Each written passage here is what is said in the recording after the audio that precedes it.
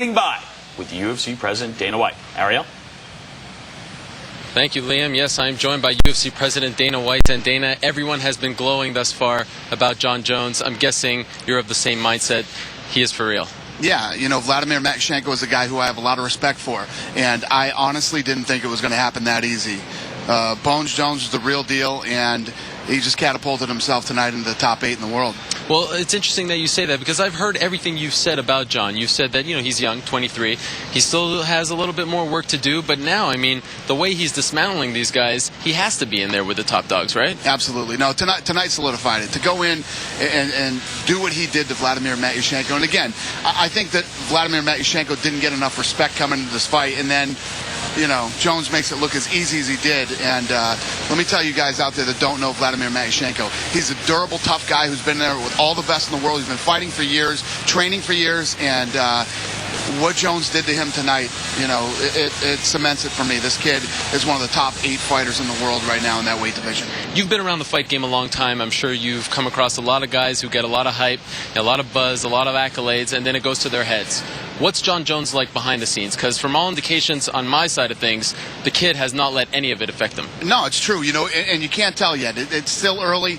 He's got to keep his head together. He's got to stay focused, keep doing all the right things in training. Listen, here's the facts. The facts are the kid's smart, good-looking, and badass. He's going to make a lot of money. This kid's going to do very well. Okay, let's put you on the spot, though. Break some news for us. Who's next for him? I don't know. I mean, Come seriously, on, it's been 20 minutes. You haven't figured it out. Yeah, exactly. That's what you guys usually hit me with at the press conference. So who's Jones fighting next? I'll tell you who he's fighting next. Right now, in the 205-pound division, all these guys are fighting each other. When the smoke clears and the dust settles, Jones will fight one of the top 8 guys in the world for his next fight. Okay, quickly, Yushin Okami. A lot of people want to see him in the title mix. Did he sort of make that jump tonight? Yeah, he fought a good fight. I've been saying it for a long time. That kid is one of the best 185-pounders in the world, has been for a long time. He was in line for a title shot and couldn't do it because he was injured. So he's just, he's in line. He's in line to get a shot. And a lot of people talking about Japanese MMA being down, but he also had Takanori Gomi finally looking like the old fireball kid. That must be great. I mean, Tyson Griffin does not get finished. In fact, he's never been finished. No way. Nobody comes out and does that to Tyson Griffin. And Gomi looked good tonight. Gomi looked big. He was in shape. He didn't look in shape against Kenny Florian. And I don't think anybody thinks that Japanese MMA is down. You're going to find great fighters from all over the world who pop up. The thing about a guy like Gomi, and I say this about all the fighters in the world, you have to stay consistent. You have to consistently keep fighting. I mean, everybody thought Shogun was done. He had 2 back-to-back knee surgeries. I don't care who you are, how good you are. You take too much time off, and it's going to hurt you. All right, the train continues for you. No rest here. 6 days away, UFC 117, the fight everyone has been waiting for since 112, let's be honest. Everyone wants to see how Anderson Silva is going to respond. The big question is, though, you said it many times, if Silva puts on a performance like he did at 112, you will cut him. Is that in fact true? Yeah, I honestly, of course it is. I will never, ever sit there and watch something like that again. Not just from Anderson Silva, from any fighter. That's not what the pound-for-pound best in the world, not what a UFC champion should go out and act like or fight like. And I guarantee you, all the people out there who buy the pay-per-view don't want to see that again either. And I don't think we're going to. I think Anderson Silva is going to come out and do what he's supposed to do, come out and fight like the pound-for-pound best fighter in the world. And I think he's highly motivated to do it with all the trash talking that Chael Sonnen has done. How about all the smack that Sonnen has talked? I mean, he has really, this is Muhammad Ali-esque stuff. I mean, really, really great stuff. At any point, have you cringed and said, Chael, maybe relax a little bit? No, he was doing it his last 2 fights, too.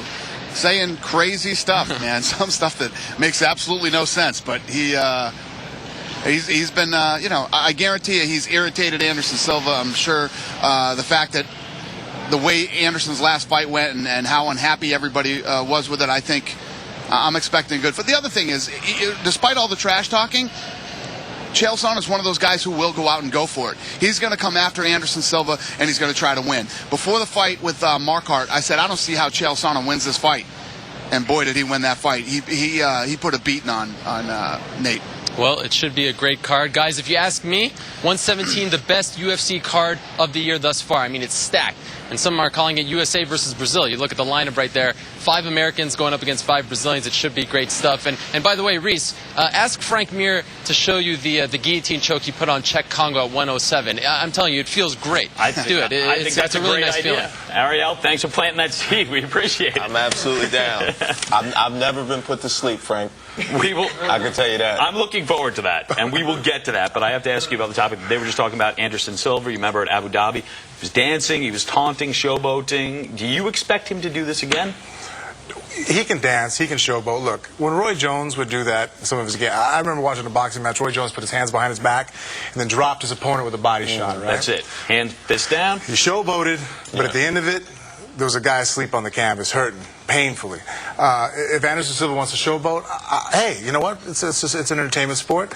But at the end of it, I want to see that you devastatingly destroy the guy in front of you, not, okay, you're dancing, but now do something. You know, now finish him. Show why you're able to dance like that.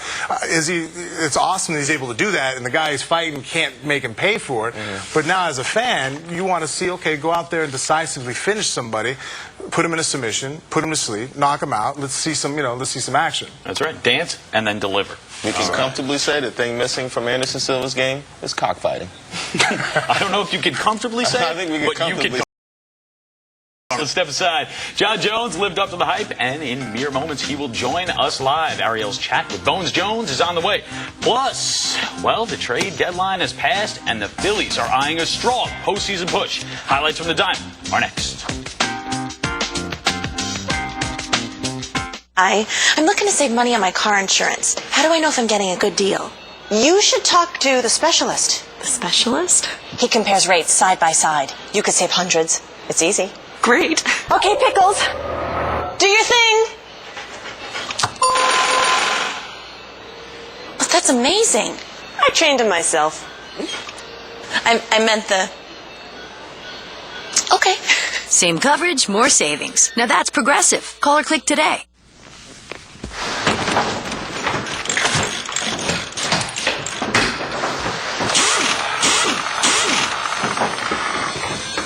I rely on my pit crew for a lot of things, both on and off the track.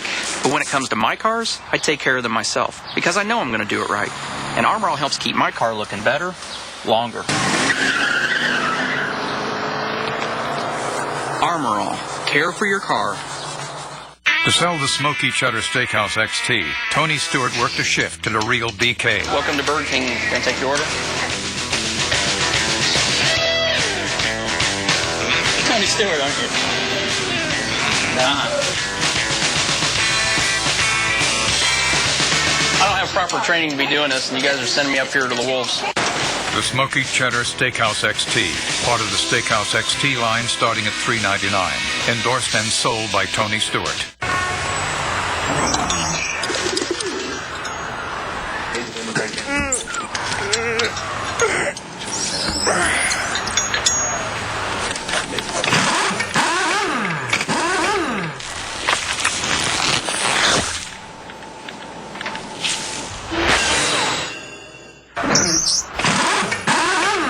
BF Goodrich, the first street tire to pull a 1G turn.